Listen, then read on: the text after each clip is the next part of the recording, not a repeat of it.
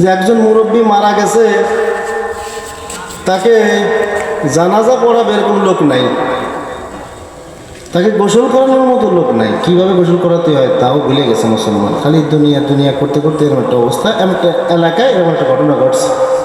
শুনবেন আপনারা, মনোযোগ আছে? আল্লাহ কবুল করেন, বলেন আমিন। আল্লাহু আকবার।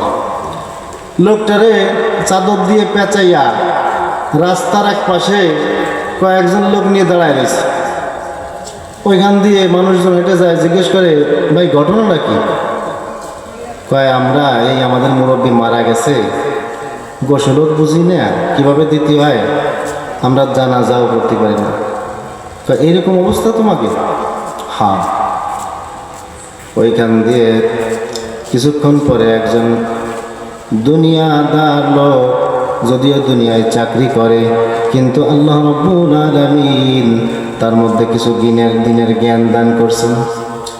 ওই ব্যক্তি কোরআন এবং হাদিসের আলোচনা যেখানে হয়, উলামা একরামের সাথে সম্পর্ক থাকার কারণে, যদিও তিনি জেনারেল লাইনে শিক্ষিত, কিছু দিনের জ্ঞান অর্জন করছেন, প্রাথমিক নলেজ, গোসল কীভাবে করাতে হয়, জানাজা কীভাবে দিতে হয়, দাফন কীভাবে করতে হয় শিখে গেছে। এগুলো আজকে আমাদের শেখার দরকার আছে না নাই বলেন? দেখা যায় যে আমাদের মাশাআল্লাহ গ্রামের মধ্যে বা 2-4 গ্রামের মধ্যে একজন দুইজন তারা আবার অন্যদেরকে শিখায় দেয়, এইভাবে চলতেছে। কিন্তু এমন একটা সময় হয়ে গেছে ওই জায়গায় শেখানোর মতো কোনো লোক ছিল না। এখন ওই লোকটা অনেক দূরের থেকে রাস্তা দিয়ে হেঁটে যায়, এখন বলতেছে, আপনি একটু, যেহেতু আপনার মাথায় নবীর সুন্নত আছে, তো আমি তো জেনারেল লাইনের লোক, ওই জেনারেল লাইনের হলে কী হবে, আপনি পারবেন, আমাদের এই বিপদ থেকে বাঁচান, মুরব্বীর একটু দাফন কাফন গোসলের ব্যবস্থাটা করে যান। তখন চিন্তা করলেন যে হ্যাঁ, প্রয়োজনে আজকে ছুটিতে থাকবে, তাও তো এই ফরজে কেফায়ের আমল যদি না করে যাই তাহলে তো আমরা গুনাহগার হয়ে যাব। উনি বললেন, ঠিক আছে, পানি গরম দাও, গোসল করানোর ব্যবস্থা করে দিলেন, এইভাবে গোসল করাও। জানাজার নামাজ পড়ালেন। জানাজার নামাজের পরে বললেন, তোমরা কবরে নামো। কয়, ভাই আমরা ভয় পাই, কবরে নামতে পারবো না, তুমি নামো। অবস্থা কি চিন্তা করছে?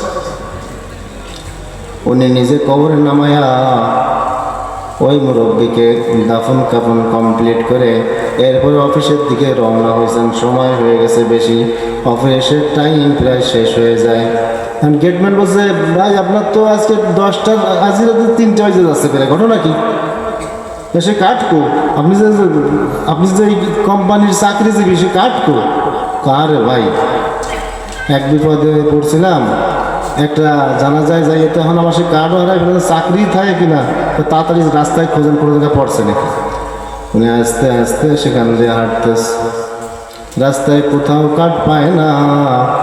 কবরের কাছে এসে মনে পড়ছে, হায় রে, আমি যখন নিচু হয়ে ওই মুরব্বীকে দাফন করতে গিয়েছিলাম, হয়তো আমার বুকের থেকে কাঠটা পড়ে গেছে।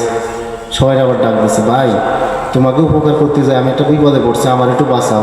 কি বিপদ? আমার যে কাঠ পড়ে গেছে, এখন তো আমি আমার চাকরি নিয়ে টানাটানি। কয়, ভাই তুমি দাফন করছো, তুমি কাফন করাইছো, সব কিছু তুমি করছো, তুমি আমি কবর খোঁজো।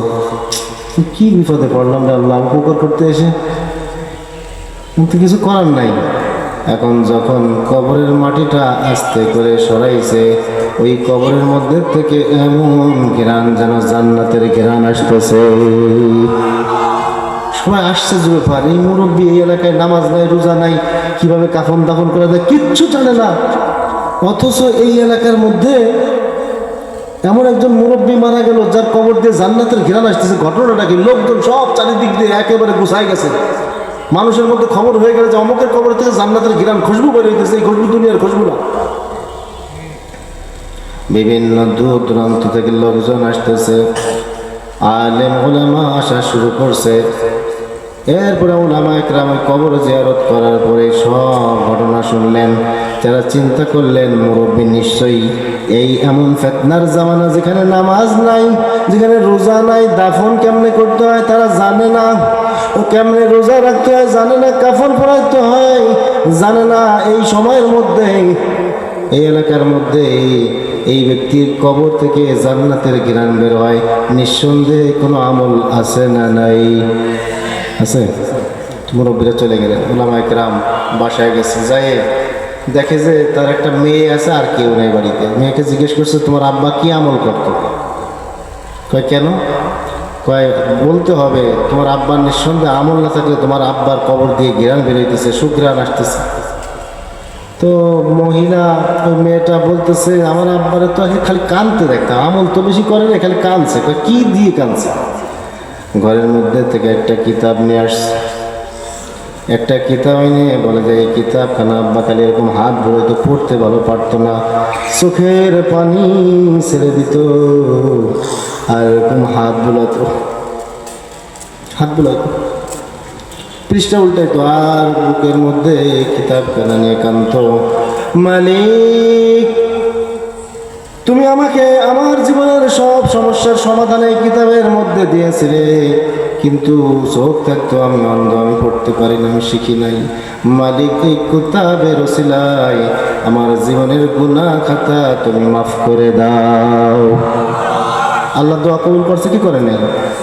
মুরব্বীরা ওলামায়ে কেরাম কিতাবখান খুলে দেখে যে আল কোরআন মুছে গেছে, ওরকম হাত দিয়ে এরকম খালি পৃষ্ঠা উল্টাইতো আর এরকম খালি হাত বুলাইতো, চোখের পানি পড়তো, চাপাগুলো উল্টে গেছে। কোরআনের বরকত আছে না নাই?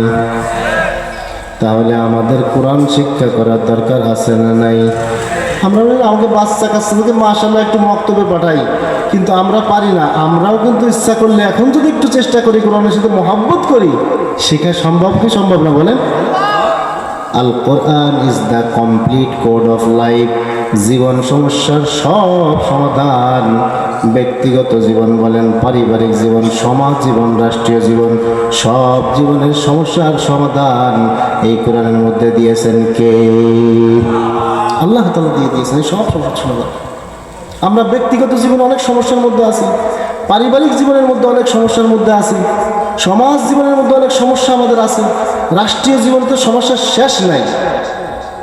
আল্লাহ বলেন তোমরা এই কোরআন ধরো, কোরআন পড়ো, কোরআন বোঝো, কোরআন অনুযায়ী আমল করো, তোমার জীবনের সব সমস্যার সমাধান আমি করে দিব।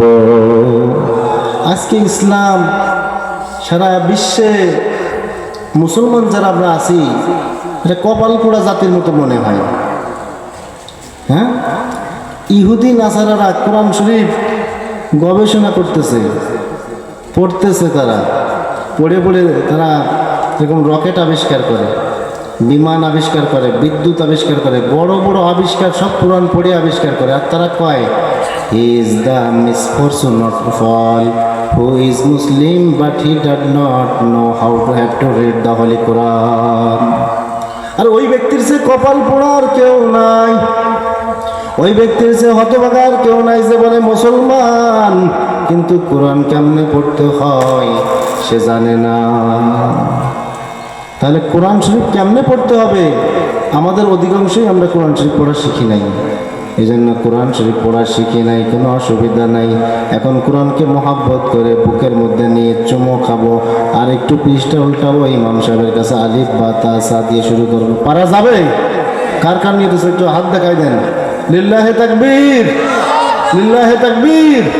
আল্লাহ তাআলা আমাদের হাতগুলোকে কবুল করে নেন।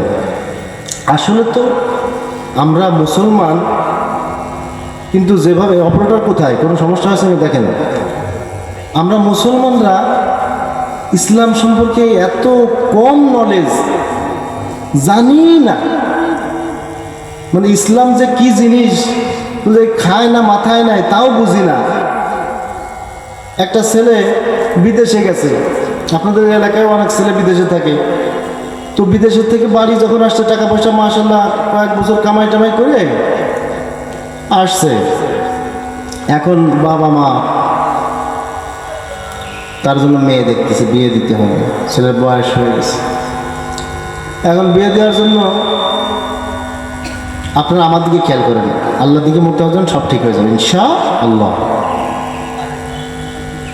আর মাঝে একটু ফাঁকা জায়গা আছে, একটু মেহেরবানি করে, শয়তান কিন্তু আমাদের মাঝে ওয়াসওয়াসা দিয়ে কিভাবে আমাদের এই কথাগুলো বুঝতে দিবে না, একটু মেহেরবানি করে লা ইলাহা ইল্লাল্লাহ।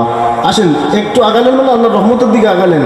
যে ব্যক্তি আল্লাহর রহমতের দিকে 1 বিঘা পরিমাণ আসে, আল্লাহর রহমত তার দিকে 1 হাত অগ্রসর হয়ে যায়। আল্লাহু আকবার।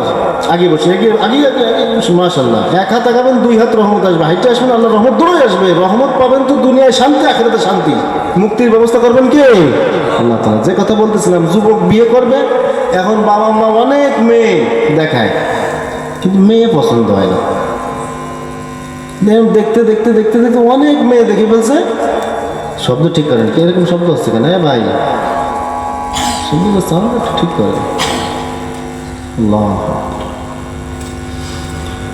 এখন অনেক মেয়ে দেখছে, কিন্তু মেয়ে পছন্দ হয় না, ছুটিও প্রায় শেষের পথে। এখন চিন্তা করতেছে কি করা যায়। একদিন রাস্তা দিয়ে হাঁটতেছে, দেখে একটা মেয়ে খুব সুন্দরী, ওর মনে ধরছে। এখনো বাড়ি যায় বলতেছে, আমি একটা মেয়ে দেখছি, ওই মেয়েকে আমি বিয়ে করতেছি, আমার পছন্দ হয়েছে। বাবা মা খোঁজ নিয়েছে, খোঁজ নিয়ে দেখে যে ওদের বাড়িতে ভালো ঘর নাই, সোনের ঘর। একটা জামানায় ছিল না সোনের ঘর? ওদের ঘর নাই, ভালো খাবারের ব্যবস্থা নেই, পোশাক টোশাক মানে চলে না, এরা মোটামুটি যে স্ট্যান্ডার্ড ওই লেভেলের না, ওদের সাথে যায় না। কিন্তু ছেলে বলে, আমি তো ওই মেয়েটাকে বিয়ে করব, আমার পছন্দ হয়েছে ওইটাকে, যদি ওইটার সাথে আমার বিয়ে দাও তাহলে আমি বিয়ে করব, আর যদি বিয়ে না দাও তাহলে কিন্তু আমি ফ্লাইটে আবার চলে যাব। মা বাবা একটু বিপদে পড়ছে না? বিপদে পড়ছে। এখন কি করা যায়? মা বাবা পরামর্শ করে চিন্তা করলো যে ছেলে যখন পছন্দ করছে ওই তো সংসার করবে, তাই আর কি করা যায়, তাও বিয়ে শাদী করে। বিয়ে শাদী হয়ে গেছে। এখন কিছুদিন পরে সংসার টংসার চলতেছে, ও তো বিদেশে চলে গেছে। বিদেশে যাওয়ার পরে ওর স্ত্রীর জন্য বড় একটা মনে করেন ক্রিম পাঠাইছে, দামি ক্রিম পাঠাইছে, বাড়িতে ফোন টোন কিনে দিছে। কিনে দেওয়ার পরে স্ত্রীকে জিজ্ঞেস করছে, আমি যে একটা ক্রিম পাঠালাম সাদা ভালো, ও কি করছো? কয় যে আমি রুটির সাথে মাহাই খাইয়ে ফেলাইছি। কি কয়? রুটির সাথে মাখায় খাইয়ে ফেলাইছি। ও আর দুঃখে, মানে ও তো জীবনে কোনোদিনও ক্রিম সনদ দেখে নাই, ওরা কিনে দেবে কিটা, নুন আনতে বান্তা পড়ে যায়। আমার মনের দুঃখে আর ও সে তার কথা না কয়ে লাইনটা কাটে দিচ্ছে। সমুদ্রে ফোন দিয়ে বলে, ভাই ঘটনা কি ঘটছে শুনছেন নেই? কয় কি? অনেক দামি একটা ক্রিম আমি কিনলাম আপনার বোনের জন্য, ক্রিমটা অনেক কষ্ট করে পাঠাইলাম, আপনার বোন কামটা করছে কি জানেন? কয় কি করছে? কয় রুটির সাথে মায় খায় বলছে। আরে বলো কি খাতে হয়? গরম ভাতের সাথে ও খাইছে রুটির সাথে। বুঝলেন? ওরে সর্বনাশ, সবার কোন জায়গা থেকে পড়ছি বিপদে। আব্বা মা তো ঠিকই কইছিল রে, জাত পাত দেহে তো বিয়ের সাথে করা লাগে, কোন জায়গা যায় মরছি। রাতের বেলায় শাশুড়িরে ফোন দিচ্ছে, আম্মা আপনার মেয়ে কামটা করছে কি? কি করছে বাজার? আমি একটা সুন্দর দামি ক্রিম দিয়েছিলাম, এত সুন্দর ক্রিম, ওই ক্রিমটারে ও রুটির সাথে মায় খাইছে। আরে সারা বলো, ও খাতে হয় পান্তা বাদ দিয়ে, ও খাইছে রুটির সাথে। ঘটনা শুনে হাইসেন না, আমরা মুসলমান আজকে ওই পর্যায়ে আছি। ইসলাম কাকে বলে, দিন কাকে বলে, আমার সামনে কবর, হাসর, মিজান, আল্লাহর আইন বিধান কি কিভাবে চলতেছে খায় না মাথায় নেই। আপনি এগুলো আলোচনা করেন, কি কি কয় দূর, ওইগুলো চলে নাকি? আলেমুল আমার কথা চলে? চলে না। ক্ষতির মধ্যে আছে সবাই। কিসের মধ্যে আছে বলেন?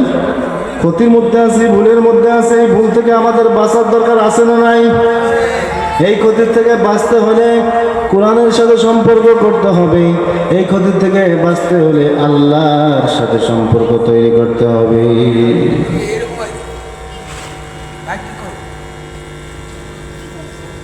আল্লাহু আকবার।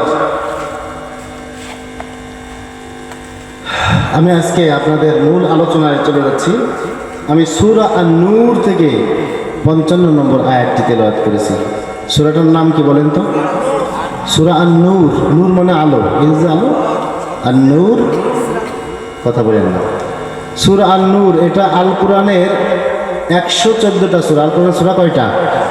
কথা বলতে হবে। আল কোরআনের সূরা কয়টা? 114টা সূরার মধ্যে 24 নম্বর সূরা হলো সূরা নূর। এই সূরার মধ্যে 64টা আয়াত আছে। কয়টা আয়াত বলেন? এই সামান্য একটু যদি শিখে যেতে পারেন ওয়াজ, তাহলে কাজে লাগবে। আর শুনে গেলাম মাথার মধ্যে চলে গেল, তাহলে কোনো কাজে লাগবে না। এই সূরার মধ্যে আল্লাহ রাব্বুল আলামিন আমাদের দুনিয়ার জীবনের সফলতার কথা বলছেন। দুনিয়ার জীবনে কিভাবে চললে আল্লাহ রাব্বুল আলামিন শান্তি, সফলতা, কামিয়াবি দান করবেন, সেই কথাগুলো এই সূরার মধ্যে আলোচনা করেছেন।